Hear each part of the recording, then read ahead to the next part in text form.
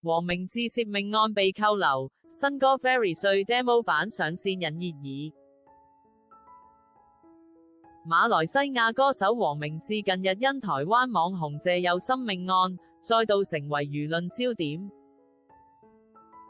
10月22日，謝佑森在吉隆坡5星級飯店意外離世，事件迅速升溫，並被警方列為刑案調查對象。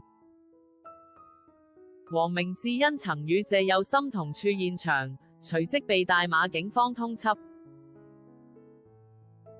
4日深夜，黃明志在律師及友人陪同下主動到警局投案，並遭警方扣押，進入調查程序。令人意外的是，就在同一天，他的新歌 Very 碎 Demo 版在各大串流平台上線。此舉引發網路熱議，也讓謝佑森的經紀人 Chris 忍不住公開表態，直言黃明志缺乏同理心，理解粉絲們很興奮，但難道不能等到警方調查結束再發佈嗎？這起事件不僅牽動兩岸媒體與粉絲關注，也引發社群上大量討論，藝人的作品發佈是否應該考量社會事件的敏感度？黃明志此次的行為被認為是娛樂圈與社會責任之間的一次緊張碰撞。Very 碎 Demo 版原為黃明志11年前創作，供旗下男團 P.Hype 屁孩演唱的作品。歌曲本身帶有喜劇性與幽默元素，當時是為男團量身打造，目的是展現活潑輕鬆的風格。然而，與謝佑森事件形成強烈對比，讓歌曲上架成為輿論爭議焦點。截至5日下午，歌曲在各大平台播放量約為1530次，雖然數字不算驚人，但在社群媒體上卻激起大量討論。網友分為兩派，一派認為黃明志只是上架舊作品，無惡意，另一派則批評他在命案敏感期間發佈喜劇歌曲，無疑是對受害者的不尊重，也可能引發社會二次傷害。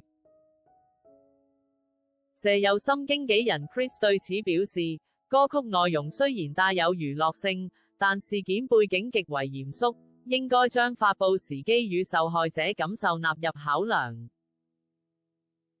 他指出，粉絲可能覺得新歌好玩，但這不代表公眾就能忽略事件的嚴重性。除了經紀人批評，媒體也報道指出，黃明志與謝佑森之間過往並無不正當行為，他的新歌與案件本身沒有直接關聯。然而，由於事件敏感，公眾與媒體對每一個舉動都高度關注，任何一點細節都可能被放大解讀。黃明志目前仍在警方扣押調查中，對於歌曲發佈與外界批評尚未發表官方回應。在社群媒體上，他的粉絲對新歌上架表現出支持與熱烈討論，但也有人質疑選擇這個時機發佈歌曲，是否缺乏同理心與公關敏感度。此次事件再次揭示娛樂圈的複雜性，名人行為不僅影響自身形象，也可能牽動受害者家屬和公眾情感。Chris 強調，藝人及其團隊在發佈作品或舉辦活動時，應兼顧創作自由與社會責任，尤其在敏感事件期間，更需謹慎把握時機。此外，黃明志的新歌雖帶有幽默元素，但在事件背景下，對比強烈，引發輿論熱議，也讓粉絲和社群媒體進入道德審視模式。許多人認為，藝人即便只是上架舊作品，也應該考慮社會敏感度與倫理問題。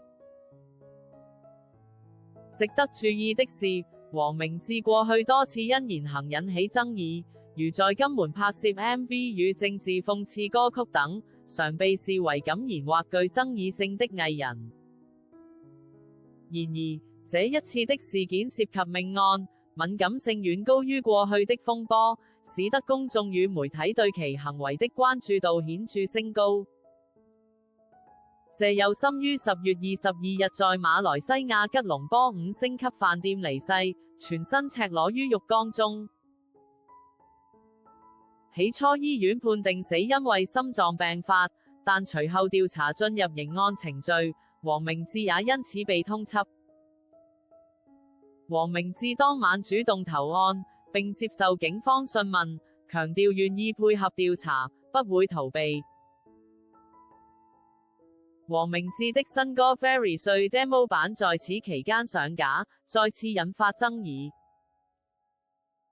歌曲上架前，他的粉絲已經在社群媒體討論期待，而經紀人則公開呼籲，要兼顧對受害者的尊重與公眾輿論感受。